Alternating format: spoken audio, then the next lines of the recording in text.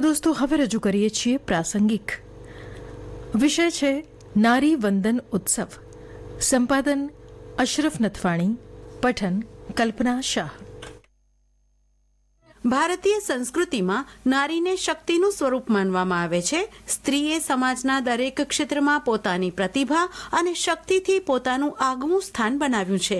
નારી એ માત્ર એક માતા કે પત્ની જ નથી, પરંતુ એક શિક્ષિકા, ડોક્ટર, વૈજ્ઞાનિક, નેતા, કલા અને ઉદ્યોગની પાયાદાર સિદ્ધિઓ ધરાવતી શક્તિ સ્વરૂપા છે. છતાંય આજના સમયમાં અનેક સ્ત્રીઓ હજુ પણ અન્યાય, અસમાનતા અને દુર્વ્યવહારનો ભોગ બની રહી છે. આવા સંજોગોમાં નારી વંદના સપ્તાહનો ઉદ્દેશ એ છે કે સમાજમાં સ્ત્રીઓને તેમના યોગ્ય સ્થાન માટે જાગૃતિ અને સન્માન મળે.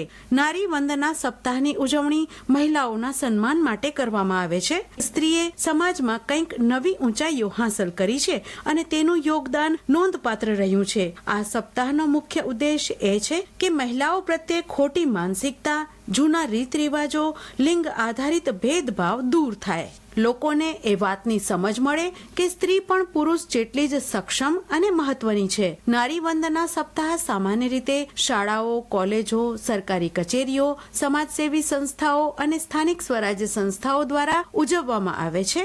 વિવિધ પ્રકારની પ્રવૃત્તિઓનું આ ઉજવણી દરમિયાન આયોજન કરવામાં આવે છે, જેમ કે મહિલાઓના હક અને અધિકારો માટે ગામથી શહેર સુધી જાગૃતિ રેલીઓ કાઢવામાં આવે છે.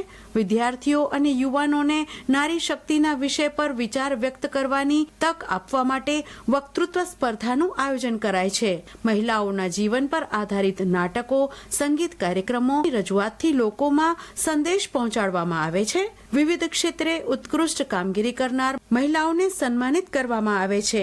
આ ઉપરાંત મહિલાઓના અધિકારો, તેમની સુરક્ષા, તેમના આરોગ્ય અને શિક્ષણ પર વિસ્તૃત ચર્ચાઓ અને સેમિનાર યોજાય છે. સ્કૂલોમાં નિબંધ, ચિત્રકલા, હસ્તકલા જેવી સ્પર્ધાઓ પણ યોજાય છે. દેશની અનેક મહિલાઓએ દેશ અને દુનિયાની આંખો ખોલી છે તેવા રાણી લક્ષ્મીબાઈ, સરોજિની નાયડુ, ઇન્દિરા ગાંધીથી માંડીને આજે કલ્પના ચાવલા, પીવી સિંધુ, મેરી કોમ, ચંદ્રયાન 3ની વૈજ્ઞાનિક મહિલા ટીમ સુધી દરેક સ્ત્રીએ પોતાનું સ્થાન પોતાના કામથી બનાવ્યું છે. તેવી જ્વલંત સિદ્ધિ હાંસલ કરેલ મહિલાઓના ઉદાહરણો દ્વારા સમાજમાં નારી ઉત્થાનની ભાવનાને પ્રોત્સાહન આપતા અનેક કાર્યક્રમો યોજાય છે.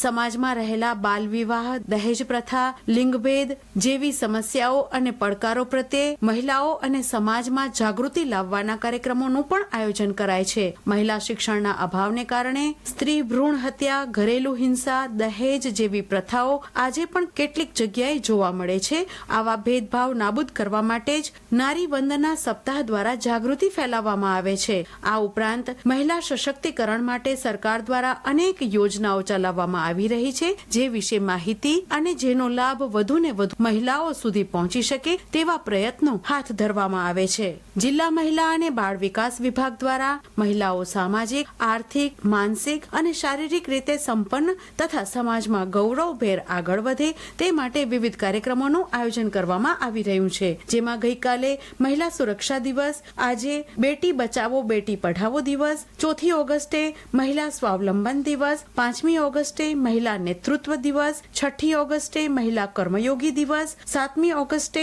મહિલા કલ્યાણ દિવસ, 8મી ઓગસ્ટે મહિલા અને બાળ આરોગ્ય દિવસની ઉજવણી કરવામાં આવશે. નારીનું સશક્તિકરણ થશે તો કુટુંબ મજબૂત થશે, પરિવાર શિક્ષિત થશે, સમાજ સંસ્કારી બનશે અને રાષ્ટ્ર સમૃદ્ધ બનશે. નારી વંદના સપ્તાહ એ માત્ર સપ્તાહ પૂરતું ઉજવવાનો કાર્યક્રમ નથી, પણ એક સંકલ્પ છે સ્ત્રીઓને યોગ્ય માન સન્માન અને તક આપવા માટે. આપણે સૌએ એ તરફ આગળ વધવું જોઈએ કે જ્યાં નારી ભયમુક્ત, સશક્ત અને આત્મવિશ્વાસથી જીવન જીવી શકે. હમણાં જ આપ સાંભળી રહ્યા હતા પ્રાસંગિક. પ્રસારણ આકાશવાણીના ભુજ કેન્દ્ર પરથી કરવામાં આવ્યું.